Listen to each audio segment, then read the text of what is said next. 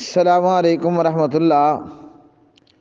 بھائی کا سوال یہ ہے کہ میں نے مسلک اہل حدیث قبول کیا، وجہ یہ بنی کہ قریب میں ایک اہل حدیث مسجد بن گئی، پھر وجہ یہ بنی کہ 2007 میں امام کعبہ عبدالرحمن السدیس حافظہ اللہ کو اپنے گھر میں ٹی وی پر بیٹھ کر نماز پڑھاتے ہوئے دیکھ لیا۔ یوں میں نے جستجو کی، تحقیق کی، شوق کیا اور میں بھی اہل حدیث ہو گیا۔ اب والد صاحب میرے اہل حدیث ہونے کی وجہ سے مجھ سے ناراض ہوئے اور پھر درمیان میں تھوڑا سا معاملہ درست ہوا اور پھر ناراض ہو گئے۔ اب میرے اوپر کوئی گناہ تو نہیں ہے محترم میرے پیارے بھائی، آپ پر صرف ایک ہی گناہ کھڑا ہے اور وہ ہے وٹے سٹے کا نکاح۔ ہم سب سن لیں میرے سمیت، اہل الحدیث ہونا صرف رفع الیدین کرنا نہیں ہے، یعنی فقط رفع الیدین کر لینا یہ اہل حدیث ہونا نہیں ہے۔ ہم سے زیادہ تو رفع الیدین اہل تشیع حضرات کرتے ہیں، وہ سجدوں میں بھی کرتے ہیں اور عطیات میں بھی کرتے ہیں۔ تو اہل الحدیث ہونے کا معاملہ یہ ہے کہ اپنی معیشت اور معاش، طریقت اور شریعت سب قرآن و حدیث کے مطابق آ جائے۔ سادہ لفظوں میں ہمارے عقائد بھی، ہمارے اعمال بھی، ہمارے معاملات بھی، بس آسان سے 3 پوائنٹ ہیں۔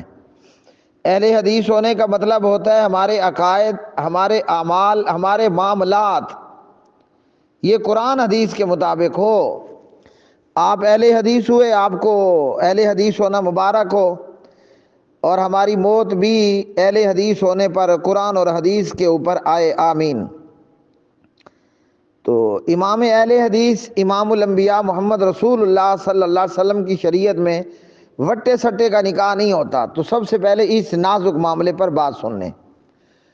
پیارے نبی حضور پر نور جناب محمد رسول اللہ صلی اللہ علیہ وسلم کا فرمان ہے، لا شغار فی الاسلام، وٹے سٹے کا نکاح اسلام میں کوئی نہیں ہے۔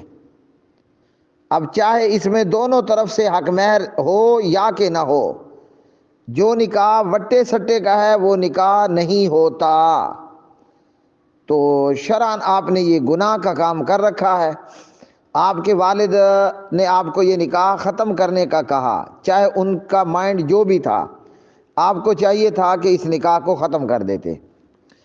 تو اس لیے یہ نکاح نہیں ہے۔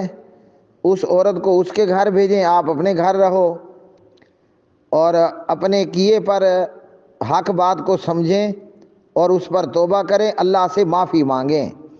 اس عورت کو اس کے ماں باپ کے گھر بھیج دیں، آپ اپنے گھر رہو۔ پھر توبہ اور استغفار کے بعد باقاعدہ ان کے پاس رشتہ لے کر کے جاؤ کہ مجھے آپ کی بیٹی کا رشتہ چاہیے۔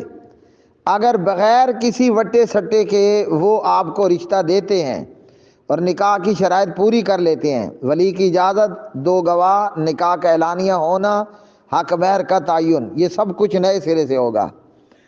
تو یہ معاملہ تو یہاں درست کر لیں۔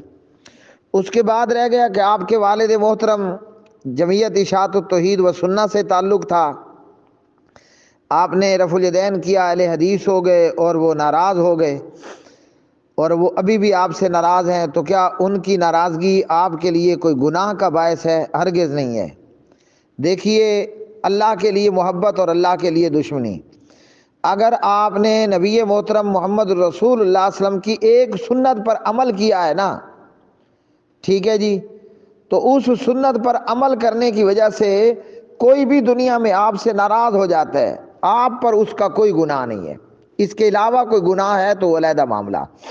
سنت اختیار کرنے پر اگر کل جہان بھی ناراض ہو جائے، والدین بھی ناراض ہو جائیں، تو اس میں آپ کے اوپر کوئی گناہ نہیں ہوگا۔ آزر جناب حضرت ابراہیم علیہ السلام سے ناراض ہو گئے، آپ کو تو آپ کے والد نے گھر میں تو رکھا ہوا ہے نا، آپ کے ساتھ رہ بھی تو رہے ہیں نا۔ تو آزر نے تو اپنے بیٹے حضرت ابراہیم سے کہا علیہ السلام، نکل جا نہیں تو میں تجھے رجم کر کے رکھ دوں گا، پتھر مار مار کر کے ہلاک کر دوں گا۔ گھر سے بھی نکال لیا، جائیداد سے بھی آگ کر دیا۔ زیادہ دیر رکتے تو شاید ان کے اوپر کوئی اور اتیاچار بھی کر دیتے۔ اللہ اکبر۔ تو اس میں کیا حضرت ابراہیم علیہ السلام گناہ گار ہوئے؟ نہیں ہوئے، تو آپ بھی کوئی گناہ گار نہیں ہوئے۔ ہاں اسلام آپ کو ضرور یہ کہتا ہے وبالوالدین احسانا، آپ کے والد بھی مسلمان ہیں، ان کو اس بات کا علم نہیں ہے یا وہ ضد اور تقلید پر ڈٹے کھڑے ہیں تو وہ ان کا اپنا نصیب۔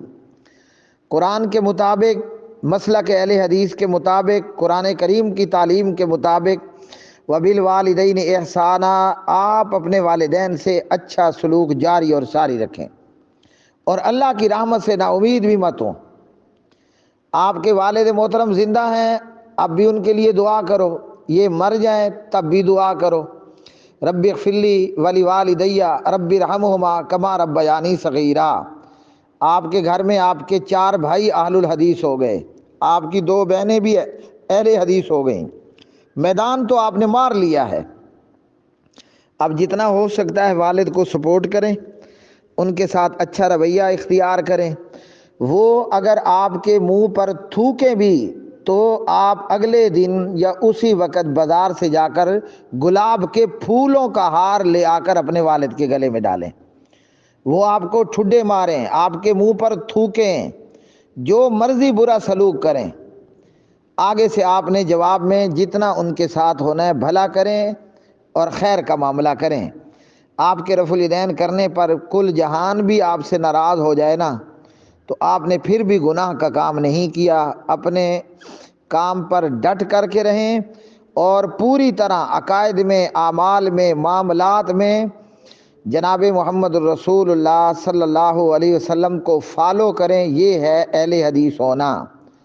دعا ہے رب کریم سے اللہ تمام کلمہ پڑھنے والوں کو، چاہے وہ دیوبندی ہے، بریلوی ہے، شیعہ ہے، اللہ ہمیں، میں ہوں، آپ ہو، کما حق ہو اہل الحدیث ہونے کی اور اہل حدیث ہو کر مرنے کی سعادت اور توفیق عطا فرمائے۔